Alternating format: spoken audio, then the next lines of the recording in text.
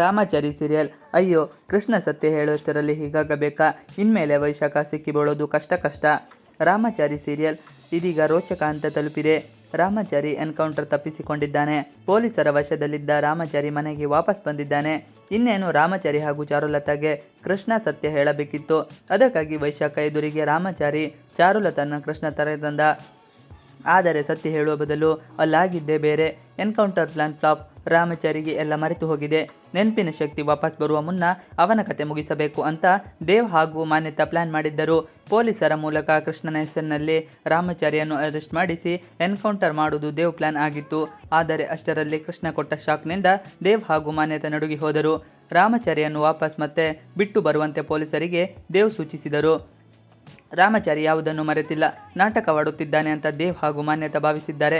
ಪತಿ ಜೈಶಂಕರ್ ಹಾಗೂ ಮಗಳು ಚಾರುಲತಾಗೆ ಎಲ್ಲಿ ವಿಷಯ ಗೊತ್ತಾಗುತ್ತೋ ಅಂತ ಮಾನ್ಯತೆ ಹೆದರಿದ್ದಾಳೆ. ಸತ್ಯ ಹೇಳುವಂತೆ ಒತ್ತಾಯ. ರಾಮಾಚಾರಿ ಮೇಲೆ ಪದೇ ಅಟ್ಯಾಕ್ ಆಗುತ್ತಿದೆ. ಇದರ ಹಿಂದೆ ಯಾರಿದ್ದಾರೆ ಅಂತ ದಯವಿಟ್ಟು ಹೇಳು ಅಂತ ಕೃಷ್ಣನಿಗೆ ಚಾರುಲತಾ ಒತ್ತಾಯಿಸುತ್ತಾಳೆ. ನಿನ್ನ ನಾವು ನಂಬ್ತೀವಿ, ಸತ್ಯ ಹೇಳು ಅಂತ ಕೃಷ್ಣನಿಗೆ ರಾಮಾಚಾರಿ ಹೇಳುತ್ತಾನೆ. ಹೀಗಾಗಿ ಇಬ್ಬರನ್ನು ವೈಶಾಖ ಮುಂದೆ ಕೃಷ್ಣ ಕರೆತಂದುತ್ತಾನೆ. ಅಷ್ಟರಲ್ಲಿ ರಾಮಾಚಾರಿ ಯಾವುದನ್ನು ಮರೆತಿಲ್ಲ ಎಂಬ ಸತ್ಯ ವೈಶಾಖಗೆ ಮಾನ್ಯತೆ ಕಡೆಯಿಂದ ಗೊತ್ತಾಗುತ್ತದೆ. ಹೀಗಾಗಿ ವೈಶಾಖ ಬೆದರುತ್ತಾಳೆ. ಕೃಷ್ಣನನ್ನು ನೋಡಿ ಕೂಡಲೇ ವೈಶಾಖಗೆ ತಲೆ ತಿರುಗಿ ಬೀಳುತ್ತಾಳೆ. ವೈಶಾಖ ಗರ್ಭಿಣಿಯಾಗಿದ್ದಾಳೆ. ಇದೇ ಕಾರಣಕ್ಕೆ ತಲೆ ತಿರುಗಿ ಬಿದ್ದಿದ್ದಾಳೆ. ಮನೆಗೆ ಪುಟ್ಟ ಅತಿಥಿಯ ಆಗಮನವಾಗಲಿದೆ ಅಂತ ತಿಳಿದು ಎಲ್ಲರೂ ಖುಷಿಯಿಂದ ಪಡುತ್ತಿದ್ದಾರೆ. ಪತಿ ಕೋದಂಡ ಅಂತೂ ಮನೆಗೆ ಅಪರ್ಣ ಬಂದಿದ್ದಾಳೆ ಅಂತ ಸಂತಸ ಪಡುತ್ತಾರೆ. ಈ ಮಧ್ಯೆ ವೈಶಾಖ ತುಂಬ ವೀಕ್ ಆಗಿದ್ದಾಳೆ. ಯಾವುದೋ ಆತಂಕ ಅವಳಿಗೆ ಕಾಡುತ್ತಿದೆ. ಅವರಿಗೆ ಟೆನ್ಷನ್ ಕೊಡಬೇಡಿ ಅಂತ ವೈದ್ಯರು ಸಲಹೆ ಕೊಡುತ್ತಾರೆ. ಅದನ್ನು ಕೇಳಿ ರಾಮಾಚಾರಿ ವಿಷಯಕ್ಕೆ ಟೆನ್ಷನ್ ಆಗಿರಬೇಕು. ಎಲ್ಲರೂ ಸಂತೋಷವಾಗಿ ಇರುವಾಗ ನಾನು ಹೇಗೆ ಸತ್ಯ ಹೇಳಲಿ ಅಂತ ಕೃಷ್ಣ ಹಿಂದೇಟು ಹಾಕುತ್ತಿದ್ದಾನೆ. ಅಲ್ಲಿಗೆ ಗರ್ಭಿಣಿಯಾಗಿ ವೈಶಾಖ ಬಚಾವ್ ಆಗಿದ್ದಾಳೆ. ಕುಟುಂಬಸ್ಥರ ಸಂತಸ ಕಿತ್ತುಕೊಳ್ಳಲು ಕೃಷ್ಣ ತಯಾರಿಲ್ಲ. ಹೀಗಾಗಿ ವೈಶಾಖ ಬಗ್ಗೆ ಕೃಷ್ಣ ಬಾಯ್ಬಿಡೋದು ಡೌಟೆ. ಆದರೆ ಮಾನ್ಯತಾ ಹಾಗೂ ದೇವ್ ಬಗ್ಗೆ ಹೇಳಬಹುದಲ್ವಾ? ಮುಂದೇನಾಗುತ್ತೋ ಕಾದು ನೋಡಬೇಕು.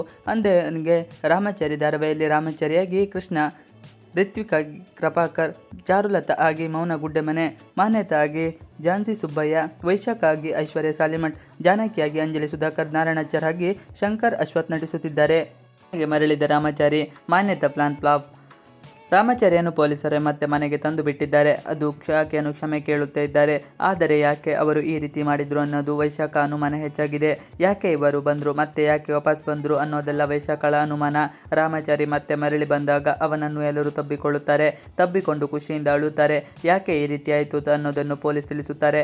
ಯಾಕಪ್ಪ ಅವರು ನಿರಪರಾಧಿ, ನಾವು ಅವರನ್ನೆಲ್ಲ ಕರೆದುಕೊಂಡು ಹೋದ್ರಿ, ಆಗ ನೀವೇ ಅವನನ್ನು ಕರೆದುಕೊಂಡು ಬಂದ್ರಿ ಅಂತ ಅಜ್ಜಿ ಕೇಳ್ತಾಳೆ. ನರಸಿಂಹಾಚಾರ್ಯ ಅವರ ಮಗನನ್ನು ಕಳೆದುಕೊಂಡು ಹೋಗಿ ವಿಚಾರಣೆ ಮಾಡಬೇಕಿತ್ತು.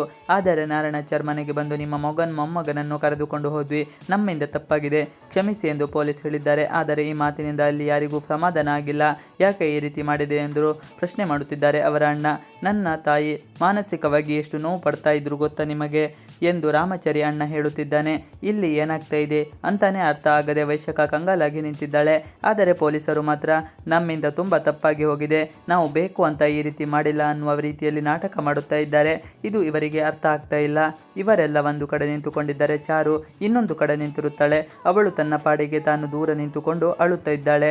ಯಾಮರ್ ಬಿಟ್ಟೆ, ಆ ರಾಮಾಚಾರಿ ನೆನಪಿಲ್ಲ, ಅವನು ಎಲ್ಲವನ್ನು ಮರೆತಿದ್ದಾನೆ ಅನ್ನೋದನ್ನ ನಂಬಿ ನಾವು ಮೋಸ ಹೋದ್ವಿ ಎಂದು ಮಾನ್ಯತಾ ಅಲ್ಲಿ ಕೊರಗುತ್ತಾ ಇದ್ದಾಳೆ. ನನಗೆ ಅವನನ್ನು ನೋಡಿ ನನಗೆ ಭಯ ಆಗ್ತಾ ಇದೆ, ಅವನು ನನ್ನನ್ನೇ ಹಿಡಿದು ಬಿಟ್ಟ ಎಂದು ದೇವ್ ಹೇಳ್ತಾ ಇರ್ತಾನೆ. ಅವನು ಬುದ್ಧಿವಂತ ಆಗಿರೋದಕ್ಕೆ ನನ್ನ ಮಗನನ್ನು ಮಾಡಿ ನನ್ನ ಆಸ್ತಿನ ಹೊಡಿಬೇಕು ಎಂದು ಹೇಳುತ್ತಿದ್ದಾಳೆ. ಹೇಗಾದರೂ ಮಾಡಿ ನನ್ನ ಬೇಬಿನ ಮೊದಲು ಮನೆಗೆ ಕಳೆದುಕೊಂಡು ಬರಬೇಕು. ಅವಳಿಗೆ ರಾಮಾಚಾರಿ ಸತ್ಯ ಹೇಳಿದರೆ ಸಾಕು, ಅದು ಜಯದೇವ್ಗೆ ಗೊತ್ತಾಗುತ್ತದೆ. ಹಾಗೇನಾದರೂ ಆದರೆ ನನ್ನ ಕತೆ ಮುಗೀತು ಎಂದು ಮಾನ್ಯತೆ ಹೇಳುತ್ತಾ ಇದ್ದಾಳೆ. ಯಾವ ಕ್ಷಣದಲ್ಲಿ ನನ್ನ ಮಗಳಿಗೆ ಆ ಸತ್ಯ ಗೊತ್ತಾದರೂ ಅವಳು ನನ್ನನ್ನು ಕೊಲ್ಬೋದು, ಅಷ್ಟೊಂದು ಪ್ರೀತಿ ಅವಳಿಗೆ ಅವಳ ಗಂಡನ ಮೇಲೆ ಎನ್ನುತ್ತಾಳೆ. ನಮ್ಮ ವಿರುದ್ಧವಾಗಿ ಅವರ ಹತ್ರ ತುಂಬ ಸಾಕ್ಷಿ ಇದೆ, ಹಾಗಾಗಿ ಮುಂದೆ ಏನು ಮಾಡಬೇಕು ಅಂತ ನನಗೆ ಗೊತ್ತೇ ಆಗುವುದಿಲ್ಲ ಎಂದು ಹೇಳುತ್ತಾಳೆ. ರಾಮಾಚಾರಿ ಕಲರ್ಸ್ ಕನ್ನಡ ವಾಹಿನಿಯಲ್ಲಿ ಪ್ರಸಾರವಾಗುತ್ತಿರುವ ಧಾರಾವಾಹಿ. ಈ ಧಾರಾವಾಹಿಯಲ್ಲಿ ರಾಮಾಚಾರಿ ಹಾಗೂ ಕಿಟ್ಟಿ ಎಂಬ ಎರಡು ಅವಳಿ ಜವಳಿ ಮಕ್ಕಳಿರುತ್ತಾರೆ. ಅವರು ಕುಟುಂಬದಿಂದ ದೂರಾಗಿ ಹೇಗೆ ತಮ್ಮ ಜೀವನವನ್ನು ನಿಭಾಯಿಸುತ್ತಾರೆ ಅನ್ನೋದು ಈ ಧಾರಾವಾಹಿಯ ಮುಖ್ಯ ಕಥೆಯಾಗಿದೆ. ಮನೆಯವರ ಮುಂದೆ ರಾಮಾಚಾರಿಯನ್ನು ಎಳೆದುಕೊಂಡು ಹೋದ ಪೊಲೀಸರು. ಮಾನ್ಯತಾ ಹ್ಯಾಪಿ. ರಾಮಾಚಾರಿ ಮನೆಯಲ್ಲಿ ಸಂಭ್ರಮದ ವಾತಾವರಣ ಮನೆ ಮಾಡಿರುತ್ತದೆ. ಆದರೆ ಸಂದರ್ಭವನ್ನು ಹಾಳು ಮಾಡಬೇಕು ಎಂದು ವೈಶಾಖ ಕಾಯುತ್ತಾ ಇರುತ್ತಾಳೆ. ಅವಳ ಆಸೆ ಕನಸು ನನಸಾಗುವಂತೆ ಆಗಿದೆ. ಪೊಲೀಸರು ಬಂದು ಕಿಟ್ಟಿ ಎಂಬ ಹೆಸರಿನಲ್ಲಿರುವ ರಾಮಾಚಾರಿಯನ್ನು ಎಳೆದುಕೊಂಡು ಹೋಗಿದ್ದಾರೆ. ನೀವೆಲ್ಲ ಯಾಕೆ ಬಂದ್ರಿ ಎಂದು ರಾಮಾಚಾರಿ ಅಣ್ಣ ಕೇಳುತ್ತಾನೆ. ನಾನು ಇದಕ್ಕೆಲ್ಲ ಒಪ್ಪೋದಿಲ್ಲ. ನೀವು ಹೀಗೆಲ್ಲ ಬಂದು ಕರ್ಕೊಂಡು ಹೋಗೋ ಹಾಗಿಲ್ಲ ಎಂದು ಹೇಳುತ್ತಾನೆ. ಆದರೆ ಅವರು ಕೇಳೋದಿಲ್ಲ. ಮನೆಯವರ ಎದುರು ಅವನನ್ನು ಕಳೆದುಕೊಂಡು ಜೀಪ್ನಲ್ಲಿ ತುಂಬಿಕೊಂಡು ಹೋಗುತ್ತಾರೆ. ಕೃಷ್ಣ ರಾಮಾಚಾರಿನ ನೀನು ಅಂದುಕೊಂಡು ಪೊಲೀಸರು ಕರೆದುಕೊಂಡು ಹೋಗಿದ್ದಾರೆ ಅಂತ ಚಾರು ಹೇಳುತ್ತಾಳೆ. ಆಗ ಕಿಟ್ಟಿ ಹೇಳುತ್ತಾಳೆ, ಇಲ್ಲ, ಅದು ರಾಮಾಚಾರಿ ಅಂತಾನೆ ಕರ್ಕೊಂಡು ಹೋಗಿರೋದು. ಅದಕ್ಕೆ ನಾನೇ ಹೇಳಿದ್ದು. ಅದಕ್ಕೆ ಗೊಡೆಗೂ ಕಿವಿ ಇದೆ ಎಂದು ನಾನು ಆಗ ನಿಮ್ಮ ಹತ್ರ ಹೇಳಿರೋದು ಇದೇ ವಿಷಯಕ್ಕೆ. ಬೇಕಂತಲೇ ಈ ರೀತಿ ಮಾಡ್ತಾ ಇದ್ದಾರೆ. ನನಗೆ ಈ ಸತ್ಯ ಬಗ್ಗೆ ಗೊತ್ತಿದೆ. ಆದರೆ ಯಾಕೆ ಎಂದು ಹೇಳಲು ಆಗ್ತಾ ಇಲ್ಲ. ಸಾಕ್ಷಿ ಸಮೇತ ನಿಮಗೆ ತೋರಿಸಬೇಕು ಎಂದು ನಾನು ಅಂದುಕೊಂಡಿದ್ದೆ. ಇದರ ಹಿಂದೆ ಹಲವು ಜನರಿದ್ದಾರೆ ಎಂದು ಅವನು ಹೇಳುತ್ತಾಳೆ. ಆಗ ಚಾರುಲತೆಗೆ ಇನ್ನು ಭಯ ಆಗುತ್ತದೆ. ಮೊದಲಾದರೆ ನಾವು ಭಯಪಟ್ಟುಕೊಳ್ಳುತ್ತಿರಲಿಲ್ಲ. ಜೈಲಿಗೆ ಹೋದಾಗ ಕೋರ್ಟ್ಗೆ ಹೋಗಿ ಬೇಲ್ ಆರ್ಡರ್ ತಗೊಂಡು ಬಿಡಿಸಿಕೊಂಡು ಬರಲು ಸಾಧ್ಯ ಆಗ್ತಾ ಇತ್ತು. ಆದರೆ ನನಗೆ ಇವರ ಮೇಲೆ ನಂಬಿಕೆ ಇಲ್ಲ. ದಾರಿ ಮಧ್ಯದಲ್ಲಿ ಏನಾದರೂ ಮಾಡಿದರೆ ಅಂತ ನನಗೆ ಭಯ ಆಗ್ತಾ ಇದೆ ಎಂದು ಕಿಟ್ಟಿ ಹೇಳುತ್ತಾನೆ. ಆಗ ಕಿಟ್ಟಿ ತನ್ನ ಅತ್ತಿಗೆಗೆ ಭರವಸೆ ನೀಡುತ್ತಾನೆ. ನಾನು ನನ್ನ ಜೀವ ಇರುವವರೆಗೂ ನನ್ನ ಅಣ್ಣನಿಗೆ ಏನೂ ಆಗೋಕೆ ಬಿಡೋದಿಲ್ಲ. ನಾನು ಲಕ್ಷ್ಮಣ ಇದ್ದ ಹಾಗೆ. ಮೊದಲು ನನ್ನ ಕೊಂದು ಆಮೇಲೆ ಅವರು ನನ್ನ ಅಣ್ಣನನ್ನು ಮುಟ್ಟಬೇಕು ಎಂದು ಹೇಳಿದ್ದಾನೆ. ಈ ಮಾತನ್ನು ಕೇಳಿ ಅವಳಿಗೆ ಸಮಾಧಾನ ಆಗಿದೆ. ಇನ್ನು ದೇವ್ ಹಾಗೂ ಮಾನ್ಯತೆ ಇಬ್ಬರು ತುಂಬ ಸಂತೋಷದಲ್ಲಿದ್ದಾರೆ. ಮಾನ್ಯತೆ ದೇವ್ ಹೇಳಿದ ಮಾತನ್ನು ಕೇಳುತ್ತಾಳೆ.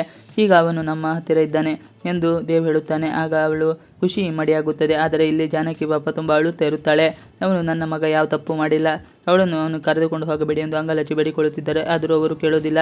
ರಾಮಾಚಾರಿ ಕಲರ್ಸ್ ಕನ್ನಡ ವಾಹಿನಿಯಲ್ಲಿ ಪ್ರಸಾರವಾಗುತ್ತಿರುವ ಧಾರಾವಾಹಿಯಾಗಿದೆ. ಈ ಧಾರಾವಾಹಿಯಲ್ಲಿ ರಾಮಾಚಾರಿ ಹಾಗೂ ಕಿಟ್ಟಿ ಎಂಬ ಎರಡು ಅವಳಿ ಜವಳಿ ಮಕ್ಕಳಿರುತ್ತಾರೆ. ಅವರು ಕುಟುಂಬದಿಂದ ದೂರಾಗಿ ಹೇಗೆ ತಮ್ಮ ಜೀವನ ನಿಭಾಯಿಸುತ್ತಾರೋ ಅನ್ನೋದು ಧಾರಾವಾಹಿಯ ಮುಖ್ಯ ಕಥೆಯಾಗಿದೆ. ರಾಮಾಚಾರಿ ಸೀರಿಯಲ್. ಅಯ್ಯೋ, ಕೃಷ್ಣ ಸತ್ಯ ಹೇಳುವಷ್ಟರಲ್ಲಿ ಹೀಗಾಗಬೇಕಾ? ಇನ್ಮೇಲೆ ವೈಶಾಖ ಸಿಕ್ಕಿಬೀಳೋದು ಕಷ್ಟ. ರಾಮಾಚಾರಿ ಸೀರಿಯಲ್ ಇದೀಗ ರೋಚಕ ಹಂತ ತಲುಪಿದೆ. ರಾಮಾಚಾರಿ ಎನ್ಕೌಂಟರ್ ತಪ್ಪಿಸಿಕೊಂಡಿದ್ದಾನೆ. ಪೊಲೀಸರ ವಶದಲ್ಲಿದ್ದ ರಾಮಾಚಾರಿ ಮನೆಗೆ ವಾಪಸ್ ಬಂದಿದ್ದಾನೆ. ಇನ್ನೇನು ರಾಮಾಚಾರಿ ಹಾಗೂ ಚಾರುಲತಾಗೆ ಕೃಷ್ಣ ಸತ್ಯ ಹೇಳಬೇಕಿತ್ತು. ಅದಕ್ಕಾಗಿ ವೈಶಾಖ ಎದುರಿಗೆ ರಾಮಾಚಾರಿ ಚಾರುಲತನ ಕೃಷ್ಣ ತಂದ. ಆದರೆ ಸತ್ಯ ಹೇಳುವ ಬದಲು ಅಲ್ಲಾಗಿದ್ದೇ ಬೇರೆ. Encounter plan flap. ರಾಮಾಚಾರಿಗೆ ಎಲ್ಲ ಮರೆತು ಹೋಗಿದೆ. ನೆನಪಿನ ಶಕ್ತಿ ವಾಪಸ್ ಬರುವ ಮುನ್ನ ಅವನ ಕತೆ ಮುಗಿಸಬೇಕು ಅಂತ ದೇವ್ ಹಾಗೂ ಮಾನ್ಯತಾ ಪ್ಲಾನ್ ಮಾಡಿದ್ದರು. ಪೊಲೀಸರ ಮೂಲಕ ಕೃಷ್ಣನ ಹೆಸರಿನಲ್ಲಿ ರಾಮಾಚಾರಿಯನ್ನು ಅರೆಸ್ಟ್ ಮಾಡಿಸಿ ಎನ್ಕೌಂಟರ್ ಮಾಡುವುದು ದೇವ್ ಪ್ಲಾನ್ ಆಗಿತ್ತು. ಆದರೆ ಅಷ್ಟರಲ್ಲಿ ಕೃಷ್ಣ ಕೊಟ್ಟ ಶಾಕ್ನಿಂದ ದೇವ್ ಹಾಗೂ ಮಾನ್ಯತಾ ನಡುಗಿ ಹೋದರು. ರಾಮಾಚಾರಿಯನ್ನು ವಾಪಸ್ ಮತ್ತೆ ಬಿಟ್ಟು ಬರುವಂತೆ ಪೊಲೀಸರಿಗೆ ದೇವ್ ಸೂಚಿಸಿದರು. ರಾಮಾಚಾರಿ ಯಾವುದನ್ನು ಮರೆತಿಲ್ಲ. ನಾಟಕವಾಡುತ್ತಿದ್ದಾನೆ ಅಂತ ದೇವ್ ಹಾಗೂ ಮಾನ್ಯತಾ ಭಾವಿಸಿದ್ದಾರೆ. ಪತಿ ಜೈಶಂಕರ್ ಹಾಗೂ ಮಗಳು ಚಾರುಲತಾಗೆ ಎಲ್ಲಿ ವಿಷಯ ಗೊತ್ತಾಗುತ್ತೋ ಅಂತ ಮಾನ್ಯತೆ ಹೆದರಿದ್ದಾಳೆ. ಸತ್ಯ ಹೇಳುವಂತೆ ಒತ್ತಾಯ. ರಾಮಾಚಾರಿ ಮೇಲೆ ಪದೇ ಅಟ್ಯಾಕ್ ಆಗುತ್ತಿದೆ. ಇದರ ಹಿಂದೆ ಯಾರಿದ್ದಾರೆ ಅಂತ ದಯವಿಟ್ಟು ಹೇಳು ಅಂತ ಕೃಷ್ಣನಿಗೆ ಚಾರುಲತಾ ಒತ್ತಾಯಿಸುತ್ತಾಳೆ. ನಿನ್ನ ನಾವು ನಂಬ್ತೀವಿ, ಸತ್ಯ ಹೇಳು ಅಂತ ಕೃಷ್ಣನಿಗೆ ರಾಮಾಚಾರಿ ಹೇಳುತ್ತಾನೆ.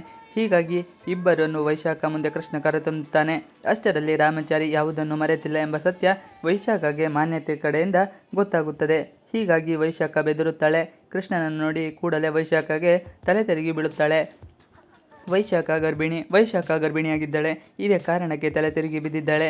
ಮನೆಗೆ ಪುಟ್ಟ ಅತಿಥಿಯ ಆಗಮನವಾಗಲಿದೆ ಅಂತ ತಿಳಿದು ಎಲ್ಲರೂ ಖುಷಿಯಿಂದ ಪಡುತ್ತಿದ್ದಾರೆ. ಪತಿ ಕೋದಂಡ ಅಂತೂ ಮನೆಗೆ ಅಪರ್ಣ ಬಂದಿದ್ದಾಳೆ ಅಂತ ಸಂತಸ ಪಡುತ್ತಾರೆ. ಈ ಮಧ್ಯೆ ವೈಶಾಖ ತುಂಬ ವೀಕ್ ಆಗಿದ್ದಾಳೆ. ಯಾವುದೋ ಆತಂಕ ಅವಳಿಗೆ ಕಾಡುತ್ತಿದೆ. ಅವರಿಗೆ ಟೆನ್ಷನ್ ಕೊಡಬೇಡಿ ಅಂತ ವೈದ್ಯರು ಸಲಹೆ ಕೊಡುತ್ತಾರೆ. ಅದನ್ನು ಕೇಳಿ ರಾಮಾಚಾರಿ ವಿಷಯಕ್ಕೆ ಟೆನ್ಷನ್ ಆಗಿರಬೇಕು. ಎಲ್ಲರೂ ಸಂತೋಷವಾಗಿ ಇರುವಾಗ ನಾನು ಹೇಗೆ ಸತ್ಯ ಹೇಳಲಿ ಅಂತ ಕೃಷ್ಣ ಹಿಂದೇಟು ಹಾಕುತ್ತಿದ್ದಾನೆ. ಅಲ್ಲಿಗೆ ಗರ್ಭಿಣಿಯಾಗಿ ವೈಶಾಖ ಬಚಾವ್ ಆಗಿದ್ದಾಳೆ. ಕುಟುಂಬಸ್ಥರ ಸಂತಸ ಕಿತ್ತುಕೊಳ್ಳಲು ಕೃಷ್ಣ ತಯಾರಿಲ್ಲ. ಹೀಗಾಗಿ ವೈಶಾಖ ಬಗ್ಗೆ ಕೃಷ್ಣ ಬಾಯ್ಬಿಡೋದು ಡೌಟೆ. ಆದರೆ ಮಾನ್ಯತಾ ಹಾಗೂ ದೇವ್ ಬಗ್ಗೆ ಹೇಳಬಹುದಲ್ವಾ? ಮುಂದೇನಾಗುತ್ತೋ ಕಾದು ನೋಡಬೇಕು. ಅಂದೇಗೆ ರಾಮಾಚಾರಿ ಧಾರಾವಾಹಿಯಲ್ಲಿ ರಾಮಾಚಾರಿಯಾಗಿ ಕೃಷ್ಣ, ರಿತ್ವಿಕ್ ಆಗಿ ಕೃಪಾಕರ್, ಚಾರುಲತಾ ಆಗಿ ಮೌನ ಗುಡ್ಡೆಮನೆ, ಮಾನ್ಯತಾ ಆಗಿ ಝಾನ್ಸಿ ಸುಬ್ಬಯ್ಯ, ವೈಶಾಖ ಆಗಿ ಐಶ್ವರ್ಯ ಸಾಲಿಮಠ್, ಜಾನಕಿಯಾಗಿ ಅಂಜಲಿ ಸುಧಾಕರ್, ನಾರಾಯಣಾಚಾರ್ ಆಗಿ ಶಂಕರ್ ಅಶ್ವಥ್ ನಟಿಸುತ್ತಿದ್ದಾರೆ. ಇವತ್ತಿನ ವಿಡಿಯೋ. ಈ ವಿಡಿಯೋ ನಿಮಗೆ ಇಷ್ಟ ಆದರೆ please like, share and subscribe ಮಾಡಿ. ನೀವು ನಮ್ಮ ಯೂಟ್ಯೂಬ್ ಚಾನಲ್ಗೆ ಸಬ್ಸ್ಕ್ರೈಬ್ ಆಗಿಲ್ಲ ಎಂದರೆ ಬೇಗ ಸಬ್ಸ್ಕ್ರೈಬ್ ಮಾಡ್ಕೊಳ್ಳಿ. ನಾವು ಹಾಕುವಂಥ ಎಲ್ಲ ವಿಡಿಯೋಗಳು ನಿಮಗೆ ನೋಟಿಫಿಕೇಶನ್ ಮುಖಾಂತರ ದೊರೆಯುತ್ತದೆ. Thanks for watching video. Please like, share and subscribe our channel for more videos.